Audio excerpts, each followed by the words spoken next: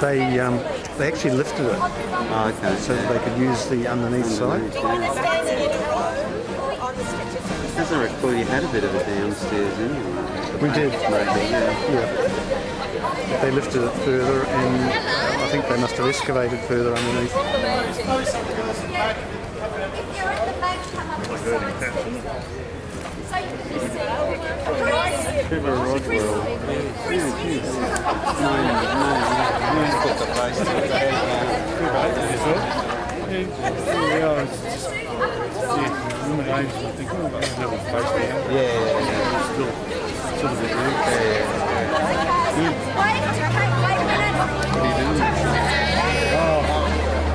Just brought the truck from an old neighbour of mine and built sleeper boxes. I just help you now. We need Katie. These people in front can, when you're finished, Katie's going to come forward. Katie, can you come forward? She's behind the fence. Oh my God. Stop moving. Katie, can you come round? How do you take it all?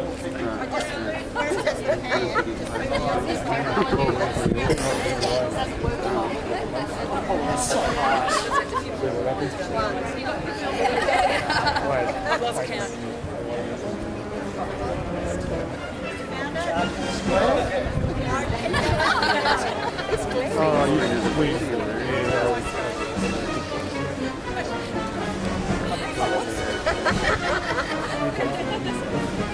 Okay, everybody wave. Okay, thank you. Could everybody... Just 1 minute.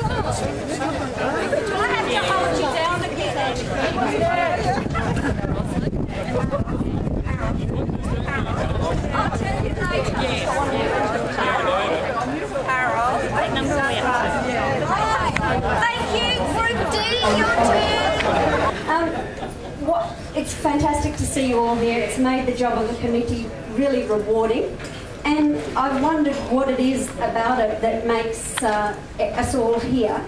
For me, I think it was revisiting the old class photos and seeing the innocent and accepting faces that leapt from the pages, and the realisation that probably for the first and only time in our lives, we entered a new environment with no preconceived ideas, prejudices or judgments about other people. I don't think it would ever have happened from that time of Nundah. We were filled with high expectations of a happy and fulfilling life, having trusted our families to send us to an institution that was the best for us. The same cannot be said for the children from Tufnell Home.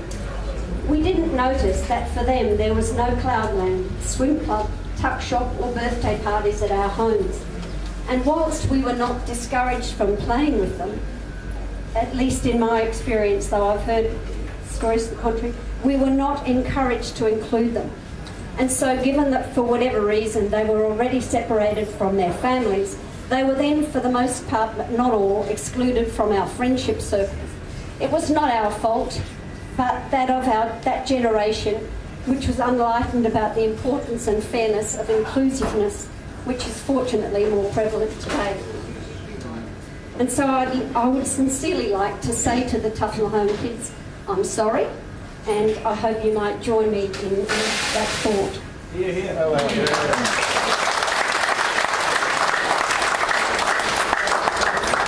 We've tried several methods to find them, but as yet we haven't connected with them, and even if they heard, they probably don't want to revisit it, but we won't give up. And we'll still try for the 2015 celebration. I'm pleased that, although excluded in one way, they were universally included in our class photos, and many of their names remembered. If you haven't already, check out our class photos, which are all here, and that too is a record for pre-1970 classes to have every single one of our photos. The photo arrangements may seem odd because you've got grade 1, 2, 7, and over here they're grouped in grades 3 to 6 because we stayed in class groups for grades 3 to grade 6. So you're likely to know the people in those photo groups. So if you've got A behind your lanyard, you'll probably know more of the faces and be able to help us with some of the names in the group 3 to 6A, and same as with the other levels.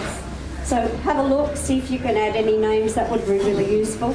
And after the reunion, I'll email, if you add any more names, I'll update it and send all the photos and their names to you after the reunion, as well as the photos that Katie has taken today and maybe some that you submit to be sent around.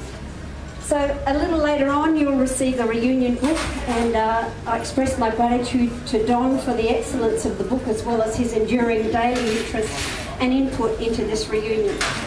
Heather Hamilton provided food and the gentle, sensible backbone required, as well as being a person finder along with Jenny Gordon and Pat Cook.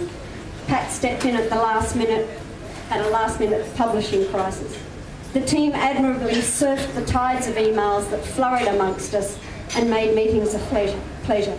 Continue to have a great day. We'll only disrupt you once before. No.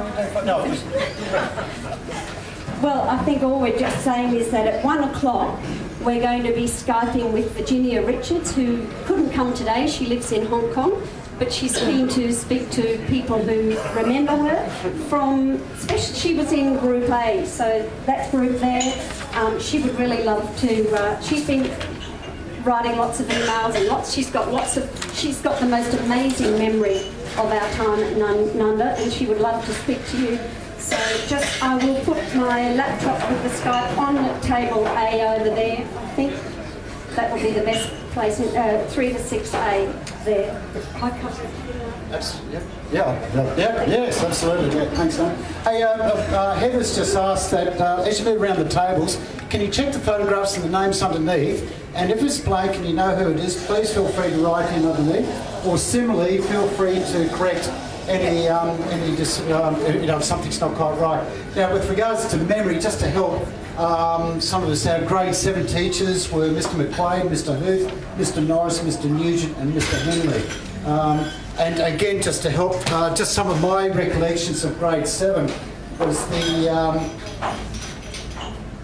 Do you remember Tuck Shop or Little Lunch? Remember that? And you remember running down the stairs, and as Harvey Cleveland was saying earlier, gosh, you wanted to get down there early in case the milk was warm. And what about those Barber, I haven't been to a barber for a long time. No, people who cut hair.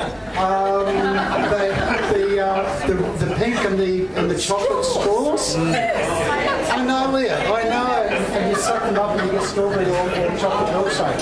And how good was was the big lunch when our mums came to tuck shop. How good was it? You always knew you're going to score better than a cheese Vegemite sandwich or a peanut butter one. That's good.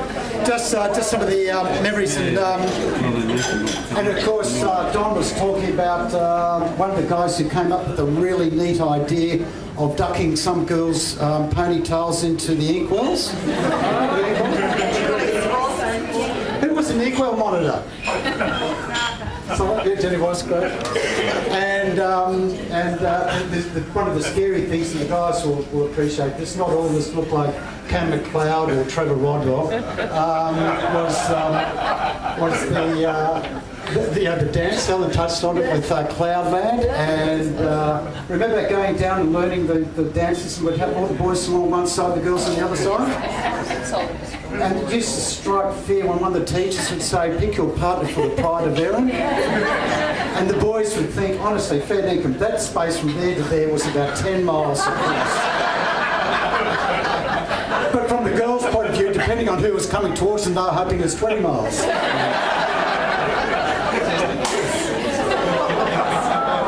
well, look, please feel free to enjoy. We've got a couple of things at 1 o'clock, and please, trip down memory lane. Thanks, guys.